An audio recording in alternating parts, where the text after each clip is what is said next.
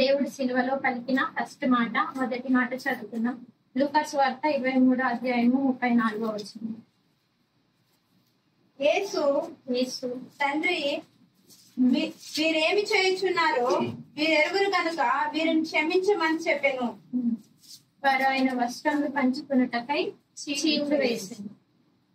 దేవుడు శిలలో పలికిన మొదటి మాట, ఫస్ట్ అనౌన్స్మెంట్, తండ్రి వీరేం చేయుచున్నారో వీరెరుగరు కనుక వీరిని క్షమించమని. ఎవరిని చూసి అన్నారంటే అక్కడ ఉన్న రోమా సైన్యంను బట్టి వారు ఏం చేయుచున్నారో వారు ఎరుగరు కనుక వారిని క్షమించమని దేవుడు ఆ మాట ఫస్ట్ మాట పలుకుతాడు. దానికన్నా ముందు దేవుడు 6 గంటల పాటు, ఆయన పొద్దున 9 గంటలకి సిలువ వేయబడితే మధ్యాహ్నం 3 గంటల వరకు ఆయన సిలువ మీద ప్రాణాన్ని పెట్టాడు. మరి మన కోసం చేసిన దేవాదేవునికి మనం ఎంతగానో రుణస్థులమై ఉన్నాం. మరి 6 గంటల పాటు ఆయన ఎంతగానో శ్రమను అనుభవించి ఆయన మన కోసం కాల్చిన రక్తానికై మనం ఆయనకి రుణస్థులమై ఉన్నాము. ఫస్ట్ మాట క్షమాపణ. శిలపై నుండి కిందికి చూసినప్పుడు అక్కడ ఉన్న రోమా సైన్యము అంటే వారి పండులను చూసి వారు ఏం చేస్తున్నారంటే దేవుని వస్త్రములు చీట్లు వేయడము, ఆయన బాధ పెట్టడం, హింసించడం చూసి యేసయ్యకు ఎంతగానో బాధ అనిపించింది. ఆ బాధను చూసి దేవా వీళ్ళు ఏం చేస్తున్నారో వారికి తెలియదు, వారిని క్షమించమని దేవుడు ఆ మాట పలికాడు. ఒక వచనం చూసుకుందాం. యోహాను సువార్త 19వ అధ్యాయము 23-24. సైనికులు యేసుని సిలువ వేసిన తర్వాత ఆయన వస్త్రములు తీసుకొని ఒక్కొక్క సైనికునికి ఒక్కొక్క భాగము వచ్చినట్లు వాటిని 4 భాగములు చేసి ఆయన అంగీని కూడా తీసుకొని ఆ అంగీ కుట్టు లేక పైనుండి యావత్తు నేయబడినది కనుక వారు దానిని చింపక అది ఎవరికి వచ్చునో అని దానికోసము చీట్లు వేయదమని ఒకరితో ఒకరు చెప్పుకొనిది. రోమా సైన్యము ఆ వస్త్రం కొరకు చీట్లు వేశారు. 4 భాగాలు చేసి దాన్ని ఎవరికి వస్తుందంటే ఆయన వస్త్రాన్ని చీట్లు వేసుకొని 4 భాగాలుగా పంచుకున్నారు.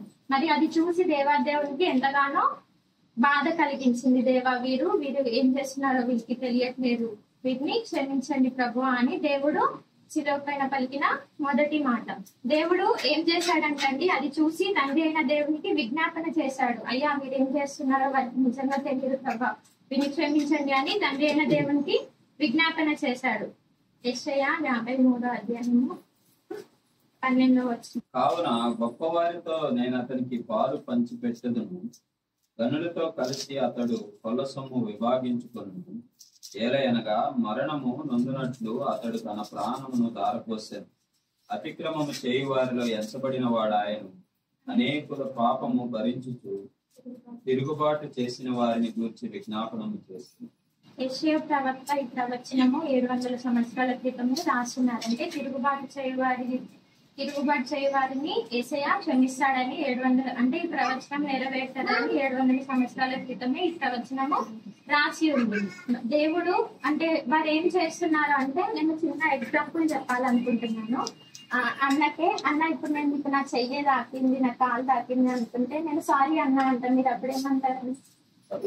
పర్లేదు అంటే మనకి తెలిసిన క్షమాపణ అంతవరకే. కానీ నిజమైన క్షమాపణ మనల్ని హింసించిన వారిని, మనల్ని దూషించిన వారిని, మనల్ని బాధ పెట్టిన వారిని కూడా మనము క్షమించే వారిగా ఉండాలి.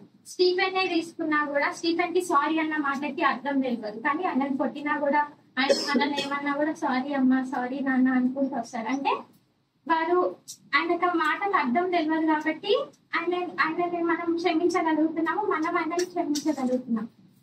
అదే రీతిగా ఆనాటి యూదులు కూడా ఏం చేస్తున్నారో వారికి తెలియదు కాబట్టి వారు క్షమాపణకి అర్హులై ఉన్నారు. ఈనాటి మనం ఎలా ఉన్నాము అని మనం ఉన్నాము. ఆనాటి యూదులు వారు ఎరుగక చేశారు కనుక వారు క్షమాపణకి అర్హులు. కానీ ఈనాడు మనము ఆయన ప్రేమను తెలుసుకొని, ఆయన గొప్ప త్యాగాన్ని, ఆయన పరిశుద్ధాత్మని, ఆయన శక్తిని మనము ఎరిగి ఉండి కూడా మనము ఆయనను ఎంతగానో ఆయుస పెడుతున్నాము. మరలా మన క్రియల చేత ఆయనని సిలువ వేస్తున్నాము. కానీ దేవుడు మనల్ని అందరినీ క్షమించే దేవుడు. మన పాపాల నిమిత్తము, మన శాపాల నిమిత్తము ఆయన గొప్ప రక్షణ ఇచ్చాడు. మరి శిక్షకు పాత్రులమైన మనల్ని దేవుడు ఎంతగానో ఆయన కృపలో మనల్ని భద్రపరుస్తూ ముందుకు నడిపిస్తున్నాడు. అదే రీతిగా ఇంకొకటి చదువుతున్నాం. మత్తయి సువార్త 5వ అధ్యాయము 44వ వచనము. దేవుడు కొండపైన ప్రసంగం చేసినప్పుడు ఈ మాట చెప్పాడండి, హింసించిన వారి కొరకు ప్రార్థన చేయమని ప్రసంగం చెబుతున్నప్పుడు దేవుడు కొండపైన ఏ రీతిగా అయితే ప్రసంగం చేసిందో అదే రీతిగా ఆయన క్రియల ద్వారా చేసి నిరూపించినాడు దేవుడు. మరి హింసించిన వారిని క్షమించమని చెప్పిన దేవుడు యేసయ్యని ఎంతగానో హింసిస్తున్నా కూడా వారిని క్షమించమని తండ్రి అయిన దేవునికి విజ్ఞాపన చేశాడు. మరి మనం ఎవరన్నా చేయగలుగుతామా? దేవుడు ఎంతగానో ప్రాణాన్ని విడిస్తున్నా కూడా వారిని క్షమించమని తండ్రి అయిన దేవునికి విజ్ఞాపన చేశాడు. అటు గుణం మనము కలిగి ఉండాలి. వారి కోసం మనము ప్రార్థన చేసే వారిగా ఉండాలి. శత్రువు కొరకు మనము ప్రార్థన చేసే వారిగా ఉండాలి. మత్తయి సువార్త 27:44. అవమానము ఉమ్మివేయబడము అదే కాకుండా పక్కనున్న దొంగలు కూడా యేసయ్యని నిందిస్తూ వచ్చారు. కానీ దేవుడు అక్కడున్న ప్రతి ఒక్కరిని క్షమించాడు. మనం కూడా అట్టి బిడ్డలుగా ఉండాలని ప్రార్థిద్దాం. మనం హింసించిన వారిని క్షమించే వారిగా ఉండాలని మనము ప్రార్థిద్దాం. తండ్రి వీరేం చేస్తున్నారో వీరు ఎరగరు కనుక వీరిని క్షమించండి. అవును, నిజంగానే ఆ రోజు యూదులు వారు ఏం చేస్తున్నారో వాళ్ళకి తెలియదు కనుక వారిని క్షమించమని దేవుడు అన్నప్పుడు ఒక మాట 1 కొరింథీ 2:7-8 దేవుని జ్ఞానము మర్మమైనట్టుగా బోధించుచున్నాము. ఈ జ్ఞానము మరుగై ఉండెను. జగతుత్పత్తికి ముందుగానే దీనిని దేవుడు మన మహిమ నిమిత్తము నియమించదు. అది లోకాధికారులలో ఎవరికి తెలియదు. అది వారికి తెలిసి ఉండవలసిన ఎడల మహిమ స్వరూపియగు ప్రభువుని సిలువ వేయకపోయిండు. ఈ లేఖనం ప్రకారము యేసుక్రీస్తును సిలువ వేసిన వారు, అంటే యేసుక్రీస్తుని సిలువ వేసిన వారు ఆయన మన కోసమే వచ్చారు, మన పాపాల కోసం వచ్చారని వారు తెలుసుకోనలేదు. ఒకవేళ వారు ఆ దినాన తెలుసుకొని ఉంటే వారు యేసు ప్రభుని సిలువ వేయకపోదు. కానీ మనము ఆ రోజు వాళ్ళు తెలియక చేసిన పాపాన్ని మనము తెలిసి కూడా చేస్తున్నాము. ఆయన ఎంతగానో బాధ పెడుతున్నాము, మరలా ఆయనని సిలువ వేస్తున్నాము. మనం ఏ రీతిగా ఉండాలండి? లేఖనంలో చెప్పినట్టు దేవుడు క్షమించే దేవుడు, దేవుడు మన కోసం విజ్ఞాపన చేసే దేవుడు. మరి ఆయన వల్లే మనము జీవించాలని ప్రార్థన చేద్దాము. మరి మన శత్రువులను కూడా మనము ప్రేమించే వారిగా ఉండాలి. మనల్ని హింసించే వారిని కూడా మనము దూషించకుండా ఆయన కృపలో మనము వారి కోసము ప్రార్థన చేయాలి.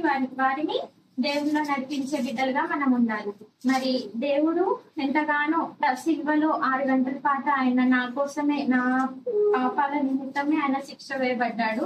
మరి ఎంతగానో 39 కొరడా దెబ్బలు తిన్న దేవుడు మరి ఆయనని ఉమ్మి వేసినా కూడా వారిని దూషించకుండా క్షమించిన దేవుడు. మరి మొదటి మాటలో మనము క్షమాపణ మరియు వారి కోసము విజ్ఞాపన ప్రార్థన చేసే వారిగా మొదటి మాటలో దేవుడు చెప్తున్నది మనం అర్థం చేసుకొని అదే రీతిగా మనం ఉండాలని ప్రార్థిద్దాము.